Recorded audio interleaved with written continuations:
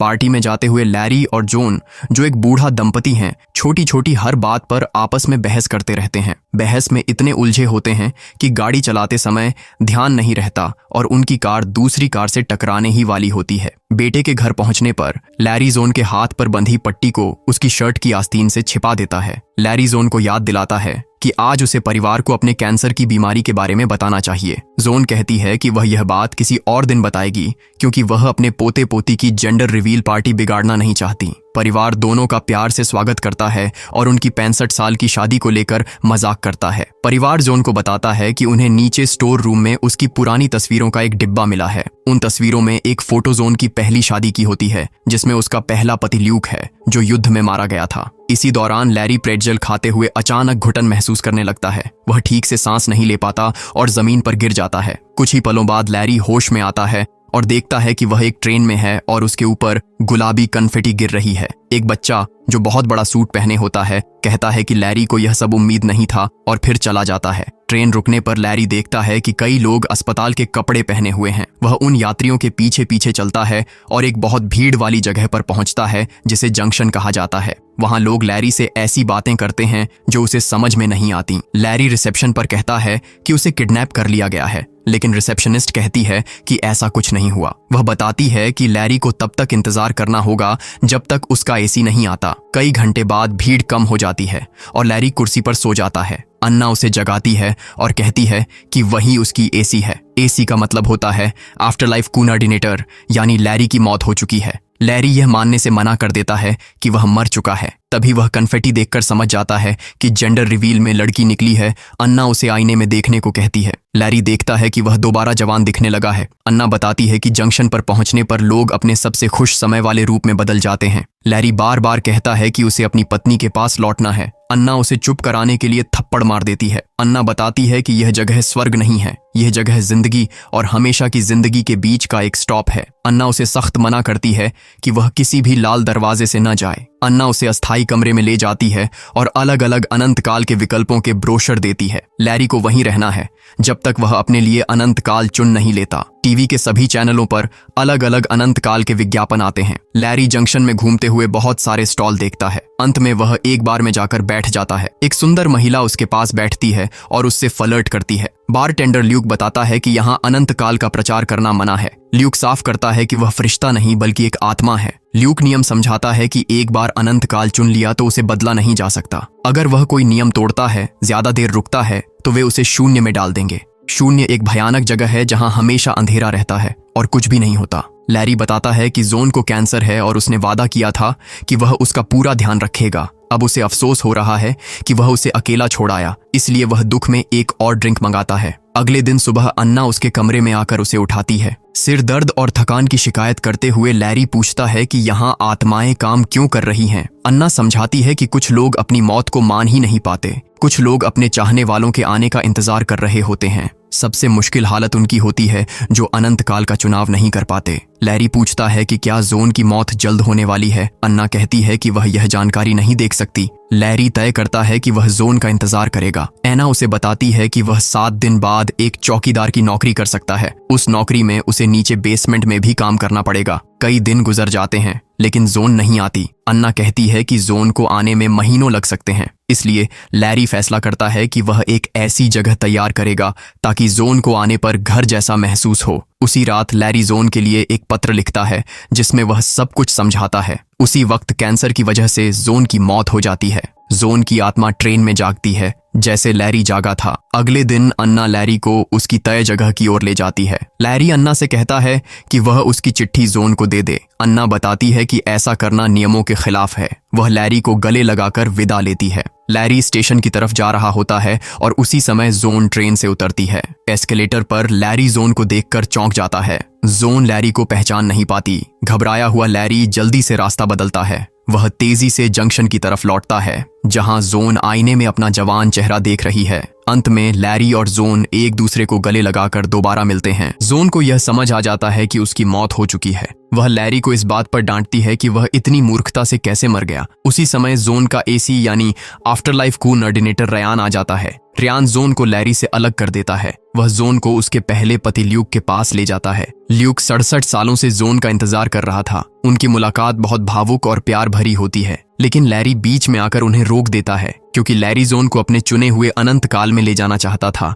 यह सब देखकर जोन बहुत घबरा जाती है। उसे समझ आता है कि उसे हमेशा के लिए किसी एक पति को चुनना होगा, इसलिए रेयान उसे उसके कमरे में ले जाता है। अच्छे कपड़े पहनने के बाद रेयान उसे उसके विकल्प समझाने की कोशिश करता है। उसी समय ल्यूक उससे मिलने आ जाता है। घबराई हुई जोन ल्यूक के सामने ही दरवाजा बंद कर देती है। रियान को लगता है कि ल्यूक सही चुनाव है क्योंकि ल्यूक इतने सालों तक जोन के लिए वफादार रहा, इसलिए रियान उन्हें अकेला छोड़ देता है। दूसरी तरफ लैरी अन्ना से शिकायतें करता रहता है। अन्ना बताती है कि उसका रियान के साथ रिश्ता था। अन्ना कहती है कि ल्यूक बहुत अच्छा दिखता है। लैरी बताता है कि उसी ने जोन को 65 साल की शादी और बच्चे दिए थे। कहानी फिर जोन और ल्यूक पर आती है, जो जंक्शन में घूमते हैं। दोनों का व्यवहार थोड़ा अटपटा होता है। अचानक 2 गार्ड एक आदमी को पकड़ने के लिए दौड़ते हैं, जो अपनी अनंत दुनिया से भागने की कोशिश कर रहा था। एक गार्ड ल्यूक को हाय कहने के लिए रुकता है। वह गार्ड जोन को भी पहचान लेता है। लगता है कि ल्यूक जोन के बारे में अक्सर बातें करता था। ल्यूक नियम बताकर जोन से अपने प्यार का इजहार करता है। वह उसे किस करने की कोशिश करता है,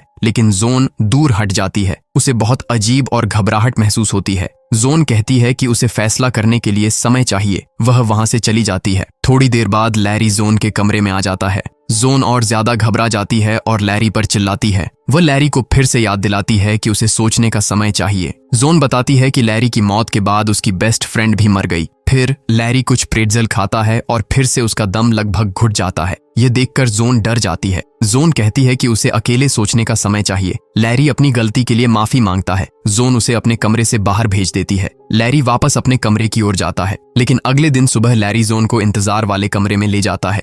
वहां अन्ना एक आदमी को डीन मार्टिन की तरह गाने के लिए लाती है और खुद पियानो बजाती है, लेकिन वह आदमी अजीब अजीब हरकतें करने लगता है। वह सीढ़ियों से फिसल जाता है। तब सबको समझ आ जाता है कि वह असली डीन मार्टिन नहीं बल्कि नकली है। लैरी गुस्से में अन्ना के पास शिकायत करने चला जाता है और वह आदमी मौके का फायदा उठाकर जोन को छेड़ता है। ल्यूक तुरंत आकर उस आदमी को हटाता है और उसे मारता है। बाद में रयान की मदद से ल्यूक जोन को फूल देने की कोशिश करता है। लैरी बीच में आकर उसे रोक देता है और दोबारा शिकायत करने लगता है। लैरी और ल्यूक आपस में बहस करने लगते हैं। यह सब देखकर जोन बहुत नाराज हो जाती है। वह चिल्लाकर दोनों को चुप कराती है। फिर जोन अन्ना और रयान को अपने कमरे में बुलाती है। वह दोनों पर गुस्सा निकालती है। बाद में उनसे कोई हल निकालने को कहती है। अन्ना और रयान नियमों में बदलाव के लिए लंबी फोन कॉल करते हैं। थोड़ी देर बाद जोन लैरी और ल्यूक को कमरे में बुलाती है। अन्ना और रयान बताते हैं कि खास हालत में उन्हें विशेष अनुमति मिल गई है। जोन को 2 अलग अलग अनंत काल देखने की अनुमति मिलेगी, एक लैरी के साथ और एक ल्यूक के साथ। लैरी और ल्यूक फिर बहस करने लगते हैं। बात इतनी बढ़ जाती है कि लड़ाई होने वाली होती है। जोन को दोबारा चिल्लाकर रोकना पड़ता है। जोन कहती है कि सिक्का उछाल कर तय करेंगे कि पहले कौन जाएगा। इस पर भी बहस होने लगती है। इस बार रयान उन्हें चुप कराता है। लैरी सिक्का उछालता है और ल्यूक जीत जाता है। फिर हम देखते हैं कि ट्रेन की यात्रा के दौरान ल्यूक और जोन पुराने दिनों को याद करते हैं। दोनों मुस्कुराते रहते हैं। वे एक सुंदर पहाड़ी जगह पर पहुंचते हैं। वहां साफ आसमान और हरा भरा जंगल होता है। वे घूमते हैं, मस्ती करते हैं और हाथ पकड़ते हैं। शाम को वे साथ में खाना खाते हैं। जोन अपने परिवार की बातें करती रहती हैं, जिससे ल्यूक असहज हो जाता है। वह दिखाता है कि उसे बुरा नहीं लग रहा। उसे अफसोस होता है कि वह जोन के साथ परिवार नहीं बना सका। फिर भी वह खुश है कि जोन की जिंदगी अच्छी रही। जोन कहती है कि उसने ल्यूक का इंतजार किया था, पर हालात की वजह से उसे जिंदगी में आगे बढ़ना पड़ा। फिर ल्यूक जोन को एक जगह ले जाता है जिसे आर्काइव्स कहते हैं। यहाँ लोग अपने जीवन के सारे पल फिर से देख सकते हैं। वे पहली मुलाकात देखते हैं, पहला किस और मजेदार पल देखते हैं, अपनी शादी का दिन देखते हैं और ल्यूक के जाने से पहले की आखिरी मुलाकात भी देखते हैं। जोन ल्यूक से कहती है कि उसने उसे बहुत याद किया और वे किस करते हैं। उनकी पुरानी यादें आगे दिखती रहती हैं। ल्यूक को वह पल देखना पड़ता है जब लैरी ने जोन को शादी के लिए पूछा था। यह देखकर ल्यूक बहुत गुस्सा हो जाता है और बाहर चला जाता है। वह कहता है कि लैरी ने जोन की कमजोरी का फायदा उठाया था। जोन उसे समझाना चाहती है कि बात ऐसी नहीं थी, लेकिन ल्यूक उसकी बात नहीं सुनता। दूसरी तरफ लैरी ल्यूक के बारे में शिकायत करता रहता है। लैरी कहता है कि ल्यूक खुद को हीरो दिखाने के लिए युद्ध में मरा बताता था। लैरी को लगता है कि वह ल्यूक और जोन की इतनी सुंदर यादों से मुकाबला नहीं कर पाएगा। थोड़ी देर बाद लैरी को जोन की बेस्ट फ्रेंड कैरेन मिलती है। वह अब काफी उम्र दराज लगती है। कैरेन बताती है कि उसके सबसे खुशी के दिन उसके पति की मौत के बाद आए, क्योंकि वह खुलकर सबके सामने आ सकती थी और एक महिला प्रेमी पा सकती थी, लेकिन एक अच्छी छुट्टी के बाद उसे वापस लौटना पड़ा। कैरन कहती है कि पहले उसे लैरी अच्छा नहीं लगता था, लेकिन धीरे धीरे उसे लैरी अच्छा लगने लगा। लैरी कैरन से पूछता है कि जोन उससे प्यार क्यों करती थी। कैरन कहती है कि उसे इसका सही कारण नहीं पता, लेकिन वह उसे यकीन दिलाती है कि उसने जोन को बहुत खुश रखा। इसके बाद लैरी ल्यूक के कमरे में जाता है। उसका मकसद ल्यूक की कोई कमजोरी ढूंढना होता है। दीवार पर बने निशान बताते हैं कि ल्यूक मौत के बाद से दिन गिन रहा था। एक कॉपी में जोन की बनाई हुई तस्वीरें होती हैं। उसी समय ल्यूक कमरे में लौट आता है। ल्यूक लैरी पर जोन को भावनात्मक रूप से फंसाने का आरोप लगाता है। ल्यूक कहता है कि जोन अकेले ज्यादा खुश रहती। दोनों के बीच गंदी और दुखद लड़ाई हो जाती है और हाथापाई में लैरी का पत्र गिर जाता है। लैरी कहता है कि उसे प्रपोज करते समय ल्यूक के बारे में नहीं पता था। ल्यूक बताता है कि लैरी ने उसी जगह प्रपोज किया जो उसकी और जोन की खास जगह थी। दूसरी ओर जोन अनंत काल के विज्ञापनों से थक जाती है तो रयान उसे एक शांत गलियारे में ले जाता है। वहां अधूरी यादों की झलकियां होती हैं। जोन कहती है कि वह अभी भी तय नहीं कर पा रही तो रयान कहता है कि ल्यूक बेहतर विकल्प लगता है, लेकिन आखिरी फैसला जोन को ही करना है। अगले दिन लैरी जोन को समुद्र किनारे ले जाता है। वहां बहुत भीड़ होती है। वे दोनों बात करते हैं और करीब आने वाले होते हैं। तभी एक बच्चा गलती से लैरी को गेंद मार देता है। बाद में दोनों नाव में बैठते हैं। लैरी जोन के अंतिम संस्कार के बारे में पूछता है और मरते समय उसके साथ न होने के लिए माफी मांगता है। वह कहता है कि बच्चे उन्हें साथ देखकर खुश होंगे। जोन को लगता है कि लैरी उस पर दबाव डाल रहा है और एक बहस शुरू हो जाती है। जोन लैरी को समझाती है कि उसकी हालत बहुत उलझी हुई है। लैरी कसम खाता है कि वह उसके लिए उतना ही इंतजार करेगा जितना ल्यूक ने किया। वापस आने पर जोन लैरी के साथ यादों वाली जगह पे जाना चाहती है, लेकिन वह मना कर देता है। लैरी को लगता है कि ज्यादा यादें इंसान को उलझा सकती हैं और वह जोन को इससे बचाना चाहता है। जोन को लगता है कि लैरी सच्चाई देखने से डर रहा है। वे किनारे पर बैठते हैं और अपनी पहली डेट के बारे में बात करते हैं। लैरी कहता है कि वह हमेशा जोन की जिंदगी अच्छी बनाना चाहता था। जंक्शन में ल्यूक को वह चिट्ठी मिलती है जो लैरी ने लिखी थी। दूसरी तरफ डेट के बाद जोन और लैरी एक दूसरे को चूमते हैं। लैरी कहता है कि जगह मायने नहीं रखती, साथ होना जरूरी है। उसी समय ल्यूक कोऑर्डिनेटर के साथ वहां आता है। वह जोन को बताता है कि लैरी उसके कमरे में गया था। ल्यूक जोन को वह चिट्ठी भी देता है। जोन को पता चलता है कि लैरी जाने ही वाला था। वह इसलिए रुका क्योंकि उसने जोन को जाते हुए देख लिया था। फिर से एक और बहस शुरू होती है और जोन लैरी को स्वार्थी कहती है। लैरी कहता है कि वह हमेशा ल्यूक के बाद दूसरा विकल्प रहा। वह ल्यूक पर आरोप लगाकर उसे गलत साबित करना चाहता है। ल्यूक बहुत गुस्से में चिल्लाने लगता है और मानता है कि पिछले 67 सालों में उसके कुछ लवर्स रहे हैं। फिर भी वह कहता है कि उसने जोन का इंतजार किया। दोनों चाहते हैं कि जोन तुरंत फैसला करे, लेकिन जोन को और समय चाहिए, इसलिए कोऑर्डिनेटर उन्हें ले जाते हैं। थोड़ी देर बाद करेन जोन से मिलने आती है। जोन अपने सारे दुख बाहर निकाल देती है। करेन उसे सांत्वना देती है, उसे खुश करने के लिए इधर उधर घुमाती है। जोन शराब पीकर अपनी परेशानी बताती रहती है। करेन उसे याद दिलाती है कि अब वह मर चुकी है, यानी उस पर अब किसी का दबाव नहीं है। वह अपनी मर्जी से नई जिंदगी शुरू कर सकती है।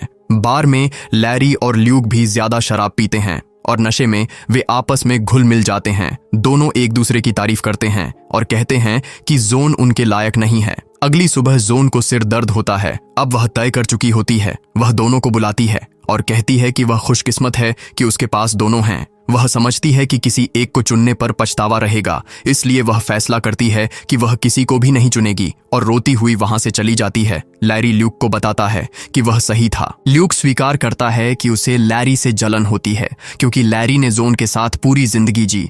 दोनों बताते हैं कि वे इस रूप में क्यों दिखाई दे रहे हैं।